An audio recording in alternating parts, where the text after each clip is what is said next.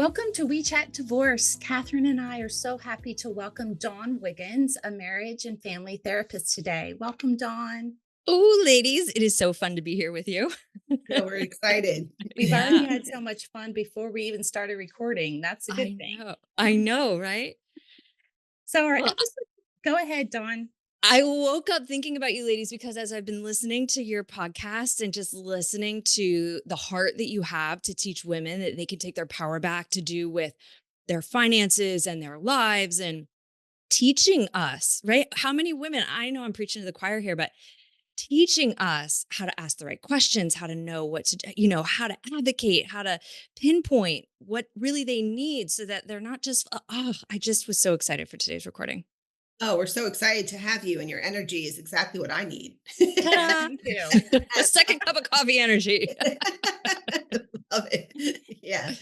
So, our You know, but, episode, but I'm go ahead. sorry, Karen. I know Yeah, I'm you're cutting you off fine. here, and I think it's going to be an I'm episode really trying to because go with the program here. And obviously, this is no, not a go by the program day. So, I'm going I to know keep it it's all day totally not. long.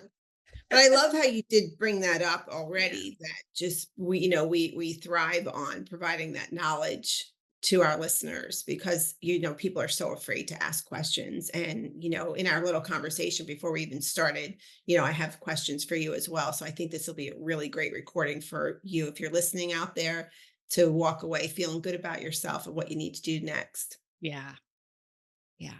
Awesome. Awesome. Our episode today is all about the flawed premises in divorce financial planning. In this episode, we're going to discuss the importance of separating from your emotions, getting prepared, developing strategies so you can navigate your divorce with confidence and knowledge. But first, let's meet Dawn. Dawn became a marriage and family therapist because of her own experience as a child of divorce. About 10 years into her career, she thought, this doesn't work. This sucks. I love that. And you know what? A lot of people feel it and aren't really confident enough to even say that. They think there's Right. something wrong with them, right? Right. Right. Yeah. So And at I this, experienced that as a yeah, therapist providing marriage counseling, saying, like, I must be doing it wrong. Nope. yeah. Mhm. Yeah. So you took the bull by the horns and you became trained in EMDR. And that you said that was a game changer. You saw your clients healing so much faster. Hmm. So then Dawn expanded her practice to integrate multiple modalities from EMDR to EFT tapping, journaling, and energetic remedies for the mind and body because you can't heal one without healing the other. As a top ranked therapist, she's garnered a waiting list and top secret who's who clientele. That's awesome. Welcome again, Dawn. Thank you so much. So, Dawn, let's start out with you sharing a bit of your story and how you came, what your experience was in the divorce environment and how you came to where you are today.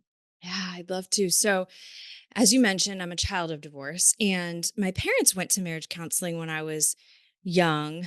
And we lived in a really rural town. There weren't a lot of options, but they did counseling on and off, and it did not help at all. And I think that's so relatable for so many people. And very early on, I decided I wanted to be a therapist. I think like sixth grade, I took an aptitude test and that's what it said. And it just was so in line with my lived experience. Our family was rife with codependency. I was like a born rescuer.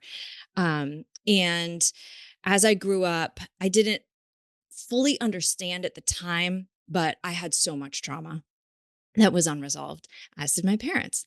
And so I became, I went to college, grad school, got married very young myself, got married at 22, and just promised myself and my husband that we were not going to get divorced and we were going to overcome all of our stuff.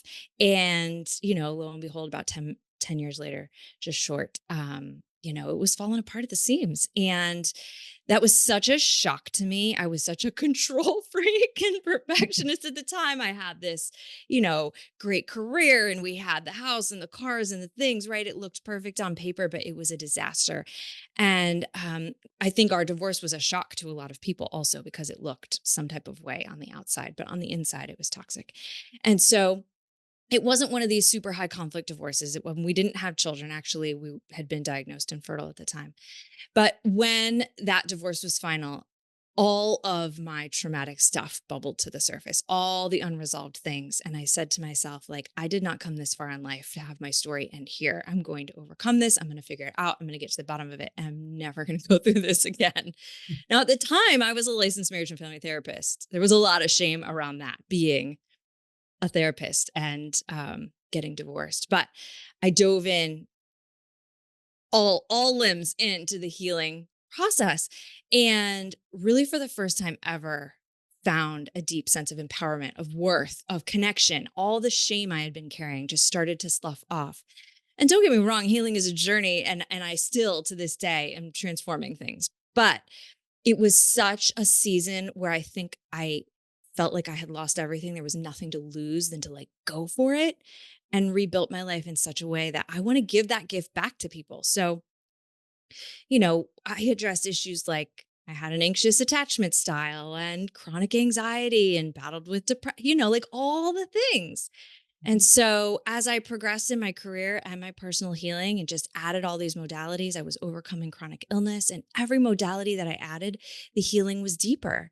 And as a therapist, and especially as a marriage therapist, I've heard a lot of potential clients or clients say that they think that going to a marriage therapist is like the last nail in the coffin of their marriage. Like it's just the place you go to like be super clear that this is what you want, or to even deliver the news.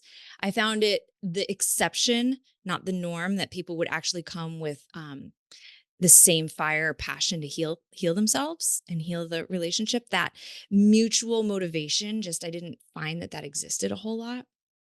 So, when I started adding these other modalities and just acknowledging like, hey, there's if this isn't working for people, then we need to adapt. We need to evolve.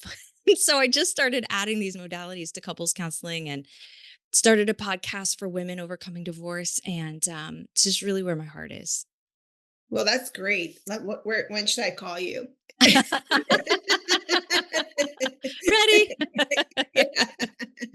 Oh, we're going to exit this podcast and talk privately. No, it takes a lot of courage to face your own demons, I'll call them, even though they're Yeah, not they are. demons, and then flip that around to say, listen to what I've learned and gone through, and now I can help you. And Karen and I did it in a different way, but just creating our process for people going through the divorce, just because we've been through it and we see where it could be better. So, Hmm. coming together and talk about some of those flaws that people have and how we can get them to have some financial clarity so that they can too turn their lives around, because the heart of all divorces is finances, right? So or kids, but even with the kids it comes down to finances. That's the So heart of all the power struggle in divorce. Mhm. Right? That's The a good actual one. issue, yeah, the actual issue is, gosh, if I were going to go right to the heart of it, would be some sort of victim consciousness, right? It's not my fault. I shouldn't have to do it. I can't do it. I don't know how to do it. I don't have the energy to, some sort of disempowerment, shame, right? And, there was certainly, in my divorce less, well, let me take that back. I think that you would confirm that most women want to be financially rescued, yeah. and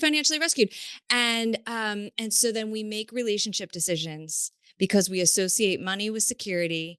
And it's not that it doesn't create security, but it doesn't actually create a deep sense of nervous system security. Money, it doesn't.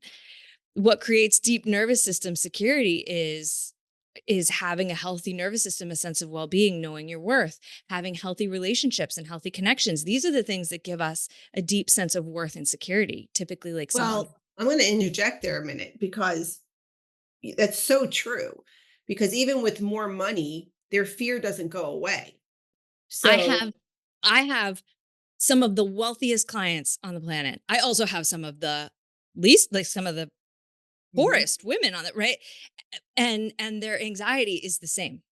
Mm. right. So Yeah. you have to fix that to be able to deal with your money. And we see it too, they want to be rescued. They want people to tell them what to do. Hmm. We don't ever tell anybody what to do. We give them enough information that they can Tools make and their own information. choices on what they should do for them. And sometimes it is letting go of something just because it's better for you to move forward. Oh, Um, yeah. Yeah. So, I'm remarried now and we have a beautiful daughter. Her name is Grace. And the man that I ended up marrying, my now husband, was in love with me like this whole time. And I was like a dunce about it. Right. But he did not make a lot of money. And my first husband, we went to grad school together. He became a lawyer. Right. And so there was more financial resource there. So when it was time for, Brian and I to get married and it just became so clear to me, like hit like a ton of bricks that this was the man I was supposed to be with for a whole host of reasons. I really got hung up at the money part. Now, I've always been a very effective provider. Read traumatized, right? And so just like a very in my masculine energy, like just kind of boss babe my whole life, right? And I've actually surrendered a lot of that these days. But I really got hung up at that money part because I too wanted to be rescued financially. And that was contributing to me making very knuckleheaded dating choices, not really looking at, is this partner good fit for me? Am I even evaluating partners and their goodness of fit? Or am I just like being driven by this sense of deep insecurity in the world, in myself and in the world, and unconsciously making all these decisions? Yes. Right. And so to heal our money issues, to heal our money mindset, to really understand what are the negative beliefs that I have that are driving my financial insecurity, my nervous system unrest, negative beliefs like I can't trust myself or others. I'm not safe. I should have done something different. I'm not worth it. I don't matter. All of those unconscious negative beliefs drive our relationship patterns. They drive the partners we select. They drive the way we approach divorce. If I don't think I can trust myself or anyone else, and I don't think that I'm worth it, I am going to approach money and divorce in a way where that is so unreasonable because I think there's never enough of anything. There's never enough validation, never enough approval, never enough security, never enough money. And I'm going to come at that with so much emotion. I'm not going to be able to see the forest from the trees. yeah. I was just thinking that. Yeah. Yeah. We have a lot of people who, they'll call us. They're with attorneys. They're about to go into mediation. They've listened to our podcast or they were referred to us and they're calling us. And, the question is, why are you calling? Well, because I don't feel like I'm financially clear. Like they're ready to go. So Okay. they hang up the call, but they still want to go get their attorney's approval to get the financial clarity. Oh, They still want their spouse's approval. yes, And, let's unpack that. yeah, like Let's unpack that. what is working in somebody? Yeah, let's unpack that. I like that how you said that because it happens time and time again. And then their attorneys say, no, you'll get that later. We're gonna handle that after mediation. You'll be clear, whatever they say. But I can't grasp the thought process of asking for approval Hmm. to get financial clarity. Hmm.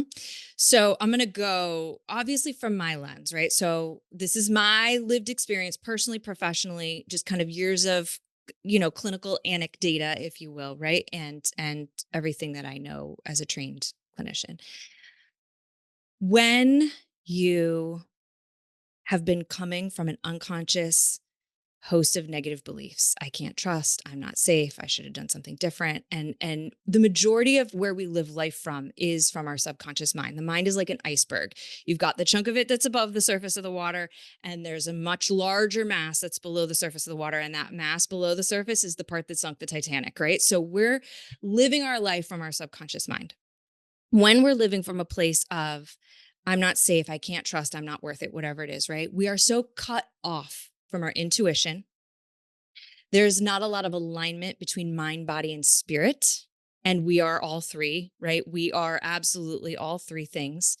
And when we don't have a healthy relationship with our intuition, and I would even add personally a higher power right here, right? We're not actually grounded. Our nervous systems aren't regulated. Nothing sticks, nothing integrates, nothing penetrates. The mind is going a million miles an hour. My mother-in-law calls it her hamster on her hamster wheel. The mind Mhm. is just going, going, going, but nothing is integrating. And so they could call you and they can ask your advice, and you could have that same call with that same person 10 times and it won't stick. And they'll go back and they will lose the thought, they'll lose the gumption, they'll lose the conviction. And as soon as somebody else gives them a different opinion or plays to their emotions, boop, they're knocked off center, right? This is one of the reasons why I'm going to highlight EMDR here. It's one of my favorite tools. It is not my favorite tool, but it's one of my favorites. So the mind body was designed to heal itself. Chiropractors will tell you that, like, when we help the nervous system really operate optimally, the body is able to heal all sorts of mental, emotional, physical diseases, right? And so when there are energetic blocks in the nervous system, when we experience traumas or painful experiences where the memories didn't file back to long-term memory, trauma is like experiencing something that happened then as though it's still happening now, right? So when we have energetic blocks in the nervous system, in the way our memory encodes because of our negative experiences, we can't absorb healthy information. Now, when we use a tool like EMDR stands for eye movement desensitization and reprocessing. The title sucks. It doesn't say what it actually does, right? But what it does is it uses bilateral stimulation, two-sided stimulation of the body, which we have learned opens the brain to be able to desensitize and reprocess old painful things and pull in adaptive information. So if we put two of your clients side by side and one was doing EMDR and one was not, the one who was doing EMDR, when you gave them the feedback, they would have the capacity to really hear you, internalize what you're saying and why, and connect it to something deeper within, like their intuition, their felt sense of what's best for them. They would have the ability to regulate their nervous system in that moment and go back to that meeting and know why they're making that decision and make it from a place of clarity rather than just regurgitating what you told them. Mm. And so when we do EMDR and we desensitize old things and we are able to absorb new healthy information, we do all of that hinged on identifying what your limiting beliefs are, because we all have them and they're based on how we interpreted life as we move through it, right? We all have this tendency to internalize or blame ourselves for things while also blaming other people. But once we internalize a negative experience with a negative limiting belief, it blocks new healthy information from going in. Our reticular activating system, the part of the brain it's got a confirmation bias, right? It's the part of the brain that, let's say you're driving in traffic and someone hits the brakes in front of you and your foot goes to the brake without even having to think about it. That's your RAS. It knows how to filter all the overwhelming information in our environment and to pick out exactly the pieces of data that you need. The reticular activating system is fueled also by your limiting beliefs, and it's constantly scanning the environment, looking for the things to confirm what you believe. If you have positive beliefs about yourself, it's going to be programmed to scan the environment for the positive beliefs. And so it's like this intricate body mind that we have, it is designed so elegantly. It's going to give us exactly what we pay for. You know what I mean? Like we have That's it. so interesting Yeah. what you're saying. I mean, I'm really resonating with it. But what is like the first step you take with someone? Is it changing their negative beliefs to positive beliefs about themselves? Is that what I'm hearing? Or is that part of that work? Is that the work you do? That really is, right? Like session one, I'm taking your history, and maybe depending on how flexible you are, we might even drop right into treatment. Session two, typically, unless there's some really significant complexity, yeah, we just start processing using EMDR. Mhm.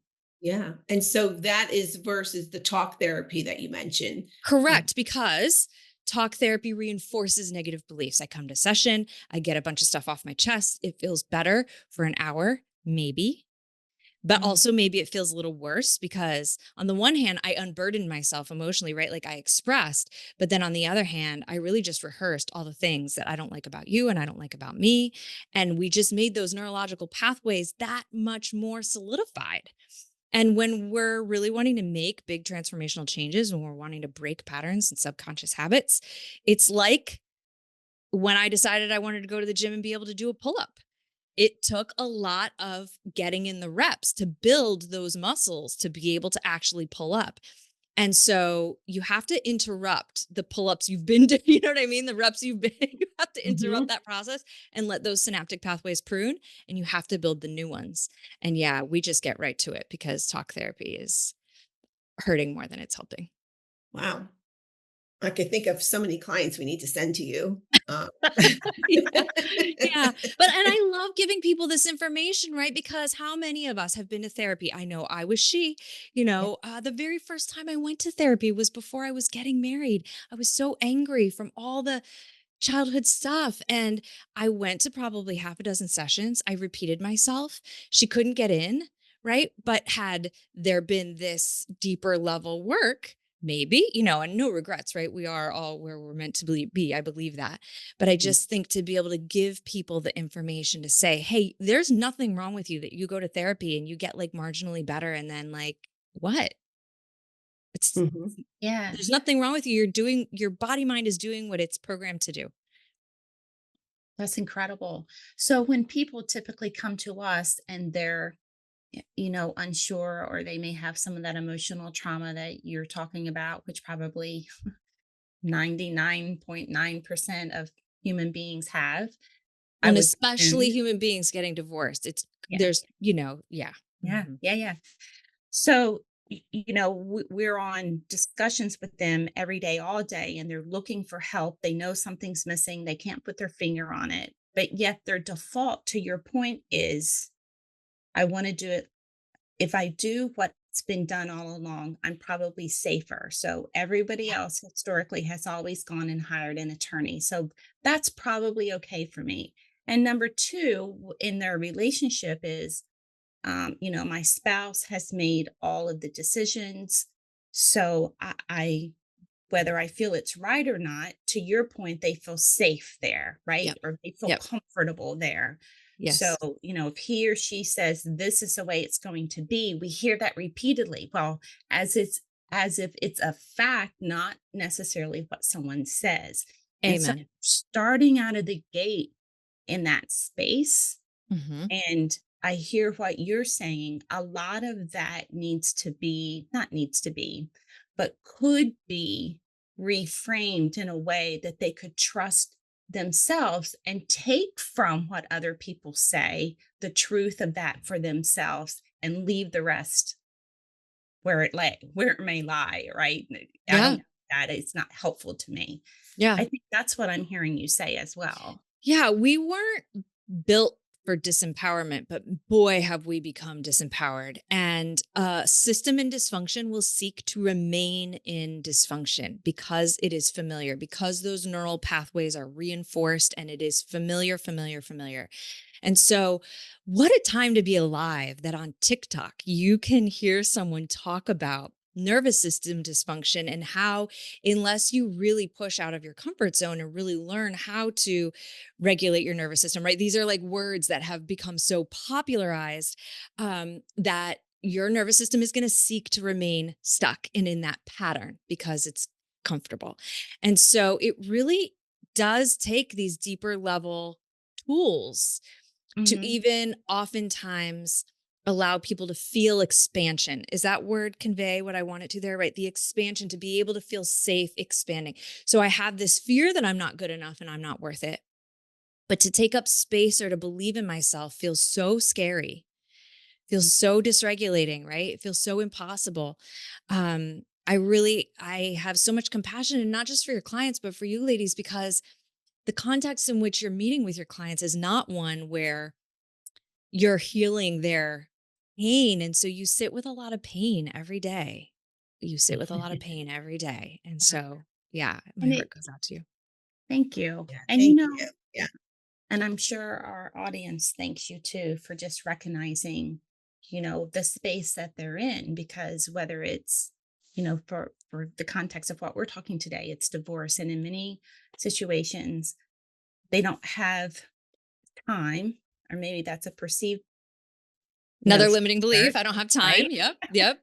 To Mhm. do all of this because tomorrow I have to go to mediation, or tomorrow I have to submit my financial disclosure, or Yeah. tomorrow I have to get this figured out.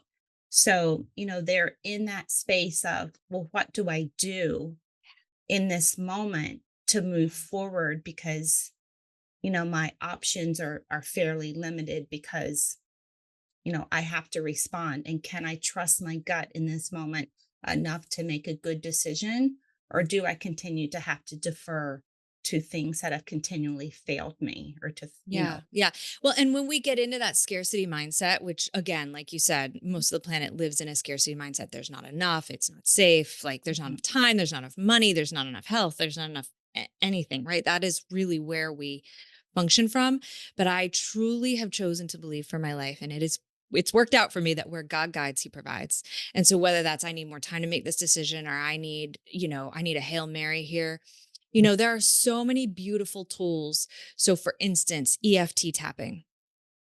You can hop on YouTube, which is completely free, and pull up EFT tapping, which just hits like sort of like acupuncture, right? It hits certain meridians in the body that helps process stuck emotion. You could EFT tapping for anxiety, EFT tapping for confusion, or for you could type any of this into YouTube. And you may have to do it 5 or 6 times at first if you're having to come up against a meeting, and it may not stick as well as it needs to, because again, repetition is key to learning, and this process takes time. But there are tools we can use like that to help shift a mindset, to help open up that adaptive processing. I created an immersive journaling process that where I teach women how to do bilateral stimulation at home. It's called the Loneliness Roadmap. It's completely free. There's me on video coaching you through it. There's a journaling sheet for you to fill out. I teach you how to cross your arms across your chest and do a butterfly tap to process what you're feeling, so that you can get into that adaptive reasoning part of the brain. And these are things that, if you're not aware that they exist, you're not aware that at 10 p.m., the night before your meeting, your legal meeting, you have massive triggers and you have stuff blocking your capacity to make a wise choice. But these tools are out there. And gosh, what a No, world if we could help people know. I know. I have a very simple tool I use, and I truly believe in it. I look in the mirror, I look deep into my own eyes, and I just basically I say, Catherine, I'll do this. Like I'll be Yeah. Catherine, you will be okay. You will be okay. Yes. And I did that all through my first divorce. And it was like, you know what? It just saved me. Like I had to go to the kids' things. It saved me from being, because I'm an emotional person. So I could break down and cry. I'm a crier. So Mhm. it just, I felt like I connect with myself. I'm a very Bingo. silver Bingo. lining kind of girl, and I believe what you put out there is what you get back. But there Amen. are those times. So I gosh, I have so much coming to my head because I love how you speak, first of all, and I love what you're saying, and really how it relates even to our process. I'm a logical thinker. So sometimes I'm saying, wait a minute, why are you even questioning if you need this financial clarity when you don't have it and you're supposed to go to mediation next week? Like, why you're coming to us for a reason, right? And I want to shake people and say, you deserve this. Like, this is, You but they deserve don't feel like they this. deserve it, They or they don't don't feel like feel they like it. deserve it. And the way you're putting it out there makes so much sense. I mean, I wish your tools, I hope everyone goes on and even gets your free tool, Yeah, and contacts you, because I think it's life changing, it is. for it would drop down to every part of your life, if we Yes, get that, and people need to know that they do deserve this. exactly. Exactly. Yeah. I love how you said you deeply connected with yourself in the mirror. That's so beautiful, because that's it. That connection with self. We are so disconnected. We're so numb. We're trying to suppress and repress and avoid every painful emotion that is stacked up. I say to people, if there was a little trapdoor to your brain here and I could open it and look inside, what we would see inside of our body minds in terms of emotional content would be like an episode of Hoarders. Mm, We've been walking through life collecting up these lived emotional experiences and hoarding them, not knowing how to process or metabolize. And because it's so painful in there, it's so stinky in there. There's so many wrappers and whatnot, and cat poop. My goodness. you know, yeah, right. We work so hard to stay disconnected from the truth of things, because then it all comes bubbling up. And what we put out there is what comes back. We are vibrational beings. It's quantum physics. And so mm. that's why therapy is not, talk therapy is not so beneficial, because when we speak, our words are spells. When we speak negativity, that's what we're called. That's what energetically we are attracting to us. So I just love how you use that tool to kind of cut through all the mental bullshit. I hope I'm allowed to say that. Of course. Yes. Yeah, and have that deep awareness of your true wise self. And, there are a lot of different philosophies in the world about our self, our capital S self, right? Psychology talks about our capital S self, or maybe a more spiritual approach would be the seat of the soul, right? But it's always in there. And in psychology, they say that the capital S self is not affected by the traumas or the negative things, but we have to be able to reach her. We have to be able to sense her. She's always there. She's never not been there. And that's what I heard you saying when you looked so deeply in the mirror. You said it much nicer. I don't know. But I I love mean, that. and that's what we say. It's never too late to change your relationship with money as Nope. well. And even using these Nope. tools would help you realize that this is very important, because even if you're listening and you're thinking divorce or you're not getting divorced, there's widows out there. That there's Yeah. over a 90% chance that you will be responsible for your money life. The So statistics on women and money, I just heard this in the last year. It's wild. mhm. Right? Whether it's through widowing or divorce or whatever it is, right? That, Yeah. or disability, that at some point, most women will be financial head of household in some way, Oh shape, or yeah, form. or you're ahead of your parents' household or your kids' household. And that's why with our portrait, my divorce solution, sometimes divorce is not your solution. We have a lot of people that just need to rebalance themselves or shift the power with the finances and get on a symmetry of information, and they take it for postnups or they take it Mhm, to mhm, marriage counseling. mhm. Because if you can get your Right? financial life in order, now Yeah. go work on your emotional life. Yeah. So Yep. I see a lot of synergy. Thank you. Synergy. Yeah. I'm a numbers person, not a words person. Oh, wow. I'm sure we could go on for hours. This has been a really, really great conversation and very on point. Dawn, how can our listeners find you and find out more about your offerings? Yeah. So, mycoachdawn.com is my website for women experiencing divorce. You can find my freebie there. You can find my podcast, Dear Divorce Diary, there. And I'm on Instagram. It's one of my favorite places to chat up, folks. If you want to send me a DM, please do. Excellent. So, this concludes our discussion on the flawed premises in divorce financial planning. Thank you so much for a fantastic conversation, Dawn. Thank you for having me.